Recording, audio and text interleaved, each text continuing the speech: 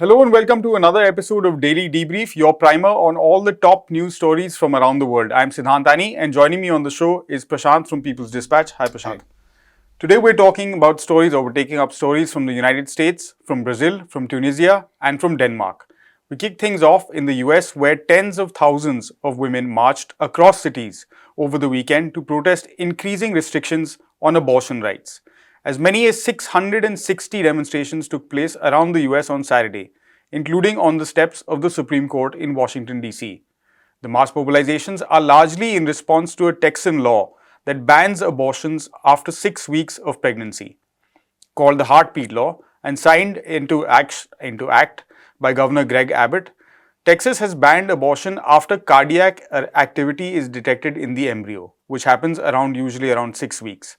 According to reproductive health experts, this is before most women even know they are pregnant, and earlier than as many as 85 to 90% of all abortions. What's worst is that a lot of this law relies on ordinary citizens to enforce the ban, which makes no exceptions of rape or incest and rewards people who are sort of taking this vigilante action with at least 10,000 US dollars if they successfully sue anyone who helped provide an illegal abortion.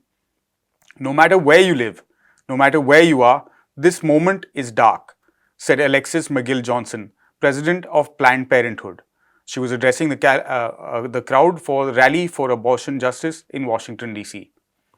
Prashant, several traumatic results of all of this conversation that's happening in the US, and we saw several of the protesters wearing 1973 on t-shirts, referencing the 1973 Roe versus Wade judgment that gave access to a generation or generations of American women to abortion. What is the context that has led us up to this point?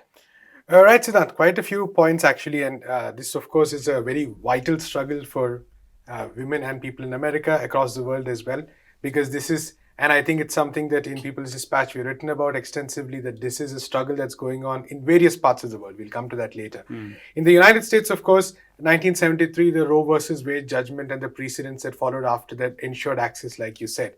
And this is what right-wing groups in the United States are trying to overturn. So there's a very concerted campaign, a very powerful campaign directed at the freedom of choice of women, directed at their bodily autonomy, and using fundamentalist rhetoric and basically a lot of fundamentalist ideas.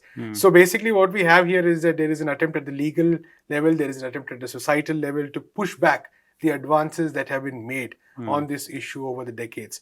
And this is especially important now because the Supreme Court of the United States is actually going to hear a case on a similar law. So you talked about the Texas law, which is incredibly restrictive, which actually massively criminalizes abortion. And like you said, it makes people into vigilantes. You become a vigilante in terms of you rat on your neighbor, or you report your friend sometimes, or you report somebody you may not even know very well. So basically, this law exists by turning people against each other, which is one of the worst ways in which it functions. The other aspect, of course, is that a very similar law in the state of Mississippi is about to be heard before the Supreme Court. And if the Supreme Court gives a particular judgment, what it means is that then states can impose restrictions as they like it. So some states may, some states may not. There are estimates which say that 26 states might impose restrictions almost immediately. Wow. So the possibility is that, and the important thing to note, of course, is that the United States Supreme Court is right now dominated by conservatives. The majority is around 6-3. So there is a good chance that the decision might be in favor of this perspective, which takes away restrictions from the states on imposing such laws. So what we're looking to probably is actually a very prolonged period of struggle, because, like I said, there are women's organizations across the United States have declared that, progressive organizations, they have declared that they will not stand by this, that they will take to the streets, they will protest. There are some moves in Congress, in the United States legislature, to sort of codify this as abortion as a right. So that's going on in one direction. Whether it will happen or not, it needs to be seen. But the most important thing is really, I think, the people on the streets, the people who are building solidarities, the people who are organizing campaigns around this issue right now. And for them, this is a very key moment because, like I said, what they're faced with is not just one law. It's an entire network of organizations across states, backed by big corporates, backed by extreme right-wing interests, backed by even some religious interests, which are really sort of out to, push these restrictive laws and enshrine them in the constitution. So a big challenge there for women, progressive people, radical people across the United States. And I think that the coming months will actually see an intensification of these struggles. So that's where we are at right now. And like I said, it's a very important Supreme Court session that has started. The case might probably come up in a couple of months, and the decision could have an impact on the lives of millions of people. The important thing to note here, of course, is that it's always the women, poor, who suffer, because there have been, for instance, estimates which say that women who are slightly better off might be able to go to other states, but those from working class backgrounds, those from racially disadvantaged backgrounds, they are often those who actually suffer the most. And this, if the Supreme Court, for instance, passes the kind of judgment it's expected to pass across the country, they might be affected even more. So anti-poor, pro-vigilante, at a time when actually pro-choice and pro-abortion movements are gaining steam, not just in the US but around the world, and we're seeing some positive movement in several countries in Central and Latin America on that front. What are the implications likely to be for these countries, for legislation there, as well as for, like you briefly mentioned, other states in the US? Right. So it's just a few days ago that September 28th was the International Day for Safe Abortion. The women of the International People's Assembly actually published a very important article. It's I think everyone should read it. It talks about the global scenario on this issue right now. And what we need to really note is that whatever advances have been made here is a result of prolonged struggles, is a result of popular agitation, especially in Latin America and many parts of Asia, for that matter, Africa, even in Europe. Sometimes people think that the global north is very progressive on these lines, but actually there are much more subtle restrictions, restrictions which are not openly talked about. They may not be laws per se, but they actually are structural restrictions and structural obstacles to women when they want to access this procedure. So this article actually lists out a lot of these instances and also binds together, I think, the struggles on this issue, which is a very important thing, because acknowledging it as a global struggle, as a struggle of people, of progressive people across the world, is a very important step. And I think that in Latin America, like you said, there have been advances. There have been advances in Mexico. There have been advances in Argentina. There have been advances in Ireland, in Europe, many other countries as well. And I think that for a large section of the popular movements across the world, this has become an issue which they're taking up with a great deal of intensity and passion. And we are expecting to see probably positive outcomes across the world as well. Right. So we're sticking with healthcare in a sense when we move on to our next story, which is from Brazil. The private healthcare provider Prevent Senior used patients as test subjects for COVID-19 treatment and then hid the real number of deaths due to the virus. On September 30th, members of the Brazilian youth movement Levante Popular da Juventude held a protest outside the headquarters of Prevent Senior in Sao Paulo. The movement alleges that this healthcare network, in pursuit of greater profit, subjected patients to all kinds of unethical medical practices, which in turn caused avoidable deaths. Many of these practices of the group were reportedly in line with the beliefs of President Jair Bolsonaro, whose unscientific views on the pandemic have been widely criticized around the world. Prashant, what are the charges being leveled specifically, and this is a government investigation going on? What are the outcomes so far? Parliamentary investigation, actually. Right. So there's a parliamentary commission of inquiry that's actually looking into this issue. And the fact is basically that the charges against this healthcare network are very dire, because they span a variety of, all aspects of healthcare, so to speak. So on the one hand, there's a question of treatment of COVID-19. So the allegations are that instead of properly admitting them and treating them, they were given COVID-19 kits in which experimental treatment was used.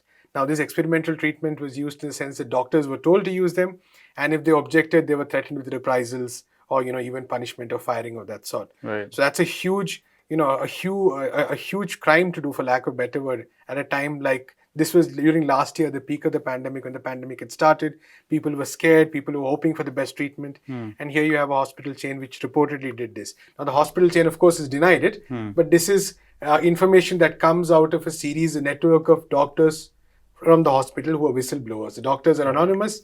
The doctor's lawyer has leveled these allegations. So important to note that. So that's one aspect of it. The second aspect of it, of course, was the fact that there are even charges that, some staff were oriented that death is also a form of discharge. So, there was a reduction or restriction in the flow of, say, what you would call oxygen supplies to the ICU. in terms of ventilators. So because apparently this was also a way of discharge, so to speak. And then, of course, the fact is that there is an allegation that numbers were fudged in terms of COVID-19 death counts. So all of this actually, prevent seniors' credibility at a, it's a huge blow to it. Now, while the company has denied it and said that, they will wait for the investigation, they will, say all these charges are false, they will prove that nothing was true. But the fact that the detail with which some of these allegations have come out really throws a question. And the fact is also that at some level, this organization is also believed to be closed to the Bolsonaro family.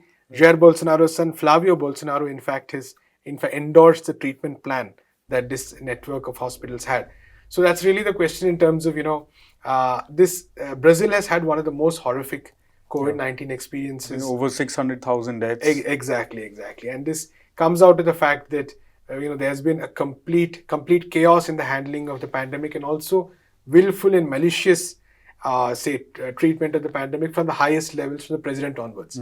So it's not surprising that, even the lower levels, even at the public level, at the private level, there is this kind of an attitude, because you had a leadership which from the very beginning approached this pandemic in the most unscientific way, almost showed defiance, actually behaved in such a way that, they were like, it was like saying that we don't give anything about the pandemic, we don't care about it, come what may, we'll face it. And that was the kind of attitude that from the highest levels of the Brazilian government they showed. So this had an impact in terms of the death toll, this had an impact in terms of the structural, organization of Brazilian healthcare itself. Right. And most of all, I think this had an impact on, say, the scientific perspective with which people should have viewed this pandemic, because when you have your leaders doing this, what do people tend to do? So I think that's really one of the most unfortunate stretches, or one of the most unfortunate cases of how a country dealt with a major pandemic in the past 1 year. Yeah, it is, and a sharp focus, I think, on how also private healthcare is dealing with some of these global health emergencies. And in the context of this wider epidemic that's going on around the world of unscientific approaches to what should be scientific problems, we spoke earlier to NewsClick's editor-in-chief Prabir Purkayastha about what he had to say on the matter. COVID-19 should have been an example where the global leadership as well as country leaderships could have shown the way how to treat a public health problem and how to treat it scientifically. Both have not occurred. We can see different countries behaving in what would be called a completely anti-scientific way, rather than talk about science being center stage in a public health disaster or pandemic of this nature.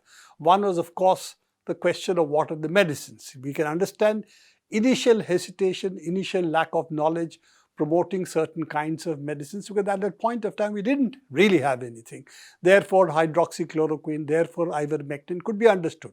But once we had looked at this medicine seriously, we had double-blind trials, we had really a lot of experience on looking at different kind of medications. The fact that they've still continued, and they have continued not only in the United States backed by Trump, Bolsonaro in Brazil, they've even continued, for example, in India, backed by the ICMR, which had till recently these medicines as possible medicines to be used against COVID-19. So this is one element of the anti-science attitude, but also the anti-vaccine campaign. And as you know, a global anti-vaccine campaign exists. It has been backed by some important figures, some of them claiming to be scientists as well, might have been scientists once upon a time, no longer. And you can see all kinds of fiction being peddled as so-called science, and you have a handful of number of people, 12 to 20, who apparently originate 80% of this anti-vaccine nonsense. But we shouldn't also forget there are other kinds of anti-science campaigns being launched. For example, the talk about the lab leak being an equal possibility with this pandemic originating from nature as a SARS-CoV-2 virus jumped species.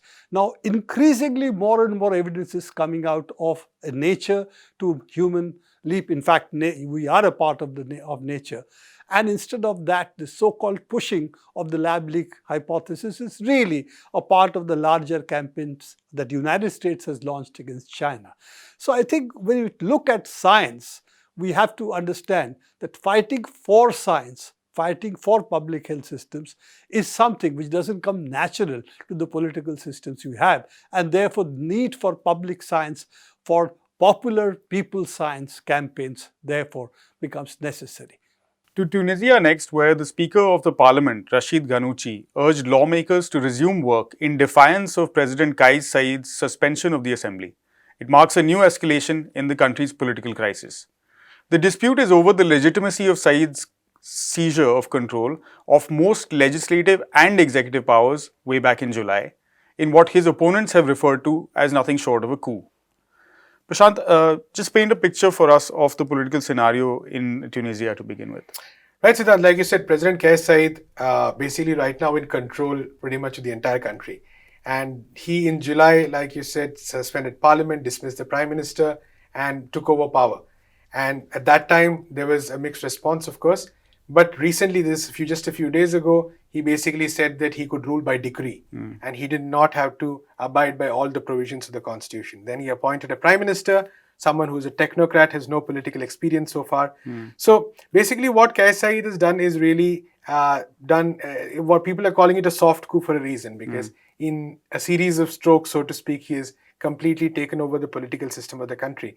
And this is important to note because Tunisia was one of the countries where the Arab Spring took place in 2010 and 11.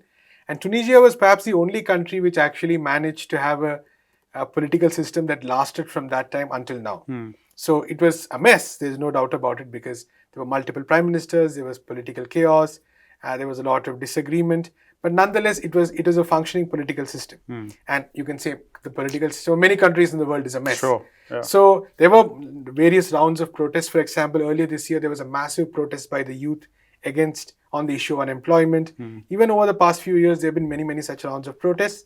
But despite all this, there was a functioning democracy, so to speak. But now with President Kais Saied's latest moves, there's a lot of lack of clarity about what's going to happen.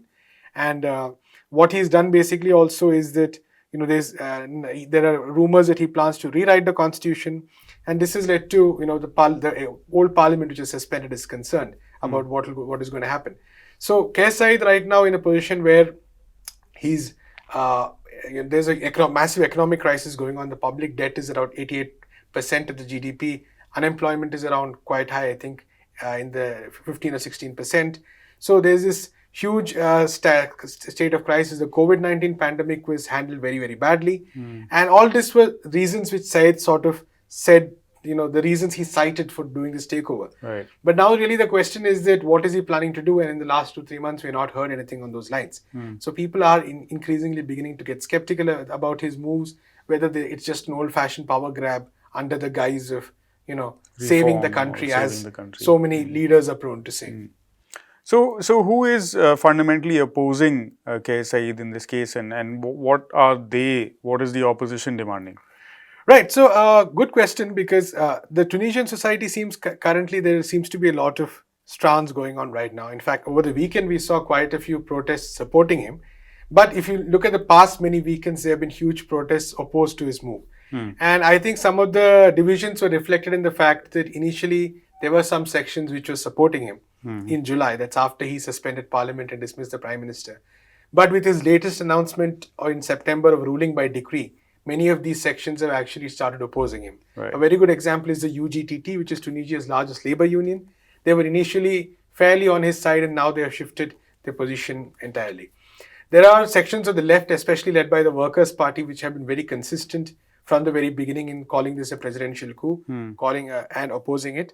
The Islamist Ennahda Party, which is actually the largest in parliament, there also seems to be a bit of a schism there, because initially they were very much against it. Then there was some amount of moderation. So there's a little bit of lack of clarity. Some leaders resigned from the Ennahda, stating that they were not happy with the lack of opposition. Right. Or the strong opposition to the president's moves. But nonetheless, broadly, they too seem to be fairly opposed to it. So I think various strands of Tunisia's political system are opposed to it. Some sections, for lack of, over time, we might see more of these sections actually switching against the president. Right. So that's really maybe very quickly, just to cover, where is Kais Saied currently getting the bulk of his power from? Right now, I don't think there's really a question of legitimacy per se, because there's no real way of measuring it. Right. Because It's not that it's not that he's elected via parliament. The presidential election was separate, and so he's running on that mandate. Right. So, and he basically probably has the support of some of the key institutions in the country as well. In fact, the question of whether the army is backing him is very much a big question there, right? So right now, I don't think, like I said, there is a real challenge to him that way in terms of there being a massive mobilization yet. It might happen in the coming weeks and months if he's not able to show any drastic change in terms of policies, and so far he is not. So I think one of the key issues is the fact that Tunisia is among one of those many countries which are really stuck in terms of a policy paralysis. Right. You've got a horribly declining economic situation. Yeah. At the same time, you don't have the tools to get out of it. Your only tool is to take a loan from the IMF or the World Bank, which comes with more conditions. So what you see is unemployment keeps increasing, inflation often happens, there is no infrastructure, there are no jobs, there is very little public spending. All this together creates a perfect little mess for many countries, not just Tunisia. And I suspect Tunisia is also in that basket, and Kais Saied right now has power, but whether he'll be actually able to make any kind of drastic change, considering the limitations he or any other ruler for that matter has, is a big question. Thanks for that, Prashant. Before we go, we're addressing or at least getting into the age-old question of whether life imitates art or whether it's the other way around. The artist Jens Hanning is a Danish artist, I'm assuming. He received the equivalent of over 80,000 US dollars to create a work of art, work of modern art. In return, the Kunsten Museum of Modern Art in Aalborg received 2 blank canvases titled "Take the Money and Run." Hanning calls the work a commentary on poor wages, of course, and says that whatever else it may or may not be, it's definitely not theft. The museum may not have bought his explanation, Prashant, but they have displayed the works nonetheless. Where do you fit in the conversation on modern art to begin with? On modern art, I claim no expertise at all, to be very honest. Although it's an interesting commentary coming exactly on the day when the Pandora Papers have been released. So the artist's work is called, like I said, "Take the Money and Run," and that in some senses is exactly a reflection of what is happening in every part of the world. You have huge billionaires, who are stashing money in tax havens. Nobody knows about this unless somebody leaks information. And like I said, the Panama Papers came out in 2016. The Pandora Papers have come out today, and they reveal these massive tax havens that are there across the world. And I think this is a question that in some senses it's an interesting question to anybody who watches it. Apparently, the exhibit is quite popular, the 2 blank canvases and the title especially, because it sort of throws a question at all of our societies, all of our countries, that what exactly, who's taking the money and running? What is going on? Exactly. And, unless we ask those questions really of our political leaders, our social leaders, our economic leaders, our business leaders. Exactly. As the old, the old statement went, always follow the money. So that's, I think, a good lesson for all of us today. Yeah. Interestingly, the museum has titled the exhibit "Work It Out," and it's meant to be an exploration of our relationship or people's relationship with the work that they do. We'll be back continuing our work on Daily Debrief tomorrow, where we will, of course, be talking about what Prashant just mentioned, the Pandora Papers and more. So until then, we leave it to you to work out which side of the fence you're on. Thank you for watching. We'll be back same place, same time tomorrow. Goodbye.